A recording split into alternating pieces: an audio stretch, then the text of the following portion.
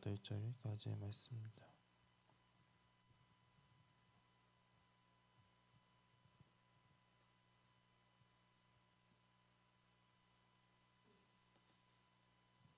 전도서 1장 16절부터 18절까지 말씀을 다 같이 봉독하도록 하겠습니다. 다 같이 읽겠습니다.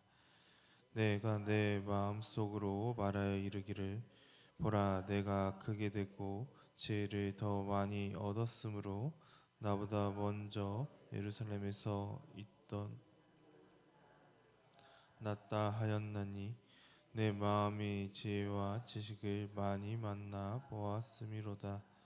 내가 다시 지혜를 알고자 하며 미친 것들과 미련한 것들을 알고자 하여 마음을 썼으나 이것도 바람을 잡으려는 것인 줄을 깨달았도다. 지혜가 많으면 번뇌가 많으니 지식을 더하는 자는 근심을 더하느니라. 아멘. 오늘의 본문도 이스라엘 왕인 전도자의 말이 계속해서 이어지고 있습니다.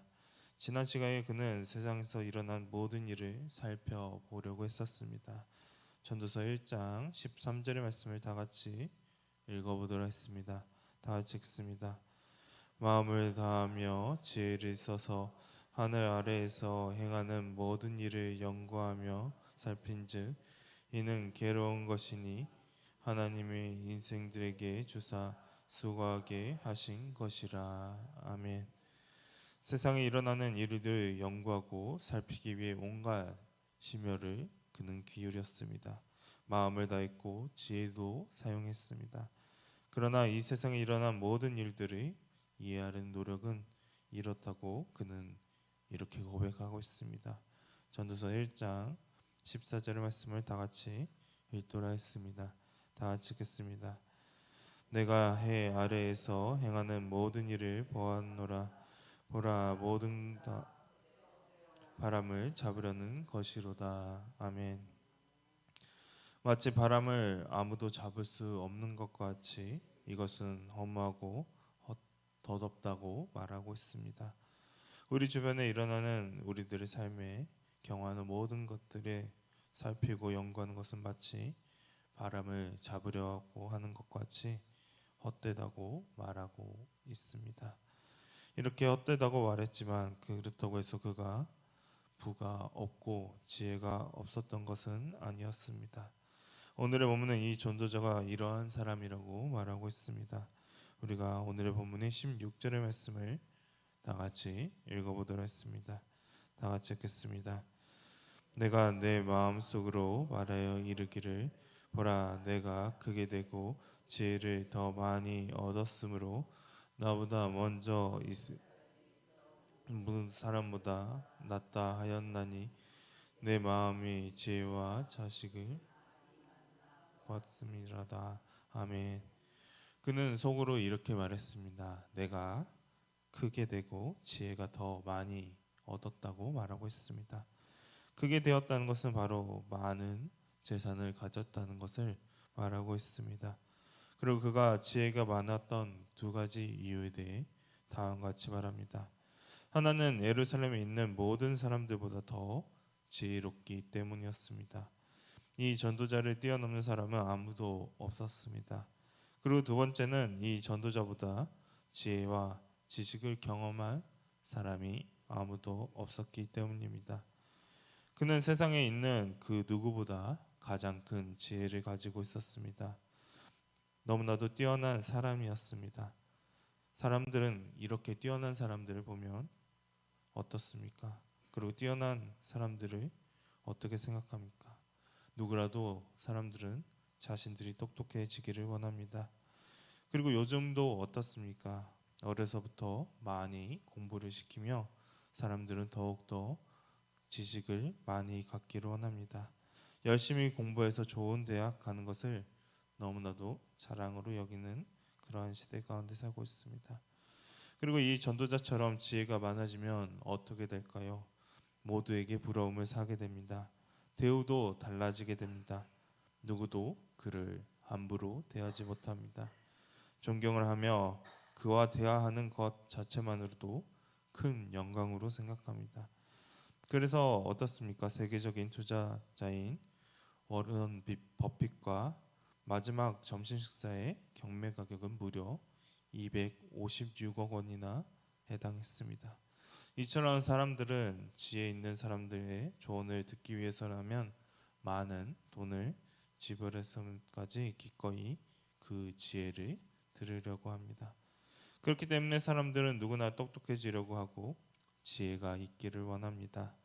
이렇게 큰 지혜를 가지면 평생 아무런 걱정도 안 하고 살 것만 같습니다. 돈도 많이 벌 것 같고 똑똑하기 때문에 어떠한 문제든 쉽게 해결할 것만 같습니다. 그리고 우리들도 그렇지 않습니까? 우리들에게 혹시 물려줄 것이 없다면 그래도 더 많은 지혜를 가질 수 있도록 윤택한 생활을 위해 공부도 많이 시키고 지혜를 많이 갖도록 우리는 했었던 것을 보게 됩니다.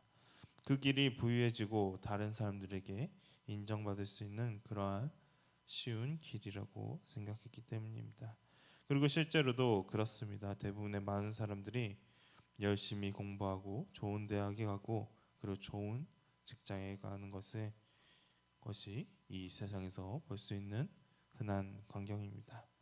그래서 지금 이 순간 가운데서도 많은 고등학생들이 공부를 하고 있으며 수능이 얼마 남지 않은 지금 이 순간에도 점수를 단 한 점이라도 올리기 위해서 열심히 노력을 하고 있습니다. 왜냐하면 이 점수 하나하나에 따라 나의 인생이 모든 것이 결정된다고 생각하기 때문입니다. 이 전도자도 아마도 이러한 마음을 가졌을지도 모릅니다. 남에게 인정받는 그러한 지혜를 가졌지만 더 큰 지혜를 갖고자 했습니다. 본문의 17절의 말씀을 다 같이 읽어보도록 하겠습니다. 다 같이 읽겠습니다. 내가 다시 지혜를 알고자 하며 미친 것들과 미련한 것들을 알고자 하여 마음을 썼으나 이것도 바람을 잡으려는 것인 줄을 깨달았도다. 아멘. 더 큰 지혜를 얻기 위해서 지혜를 아는 것뿐만 아니라 미친 것들과 미련한 것들도 알고자 그는 마음을 썼던 것을 보게 됩니다. 그가 미친 것과 미련한 것들도 알고자 했던 것은 무엇 때문이었을까요? 그것은 지혜와 상받는 것에 대해 아는 것으로 통해 세상의 모든 것에 대한 통찰력과 분별함을 그는 얻기 위해서였습니다. 그는 더 많은 지혜를 얻고자 이렇게 많은 노력을 기울였습니다. 그러나 그 결과는 바람을 잡으려는 것으로 그가 깨달았습니다. 지혜를 추구하는 그 일조차도 결국에는 바람을 잡으려는 것과 같이 헛된 일이었습니다. 그렇기 때문에 이 전도자는 이러한 결론을 내렸습니다. 본문의 18절의 말씀을 다 같이 읽어보도록 하겠습니다. 다 같이 읽겠습니다. 지혜가 많으면 번뇌도 많으니 지식을 더하는 자는 근심을 더하느니라. 아멘. 이론적으로는 지혜가 많으면 많을수록 사람을 더 기쁘게 할 수 있고 나 자신도 행복하지 것만 같지만 실질적으로 오히려 사람을 슬프게 하고 아프게 한다고 말하고 있습니다. 그렇게 지혜를 많이 얻으려는 이 일들이 결국엔 헛되다고 말합니다. 이 말도 어느 정도 일리가 있는 말입니다. 실제로 지혜가 많으면 어떻습니까? 많은 것을 알게 되고 또한 여러 가지 일들을 알게 되면 이에 따른 책임도 당연히 커지게 됩니다. 생각해야 할 것들이 점점 더 늘어만 가게 됩니다. 그러면 우리가 이렇게 지혜를 구하는 것을 포기하고 살아야 할까요? 전도자가 말하는 것 같이 모든 것이 헛되니 우리가 지혜를 구하는 것을 포기할까요? 우리는 우리를 더욱더 행복하게 하고 기쁘게 하는 지혜와 지식이 있다는 것을 우리는 깨달아야 합니다. 바로 그것의 근간이 될 수 있는 것이 바로 잠언의 말씀입니다. 잠언은 우리의 삶을 행복해 하고 풍족하게 하는 여러 가지 지혜와 지식이 담겨져 있습니다. 그리고 우리는 기억해야 할 것이 있습니다. 바로 하나님의 지식을 아는 것이 또 어떻습니까? 이 지식은 이 세상 그 무엇과도 대체할 수 없는 가장 귀한 지혜입니다. 그러니 헛되고 헛되다고 해서 모든 지혜를 우리들이 포기해서는 안 됩니다. 그렇다고 한계에 봉착해서 그리고 우리들이 한계에 봉착해 좌절하게 되는 것은 또한 무엇 때문일까요? 사람이 아무리 많은 지혜와 지식이 있다고 하더라도 사람이 할 수 있는 것에 한계가 있기 때문입니다. 아무리 뛰어난 지식을 가진 이 전도자조차도 자신이 가진 이 지혜를 가지고 한계에 봉착했습니다. 그리고 다른 사람들이 겪어보지 못한 경험을 했을 때 사람들은 결국 그 한계에 부딪혀 포기하고 맙니다. 전도서 1장 15절의 말씀과 같이 구부러진 것도 곧게 할 수 없으며 모자란 것도 셀 수 없는 것 같이 되고 맙니다. 그래서 성경은 모든 사람들이 하나님 앞에서 겸손해야 함을 말하고 있습니다.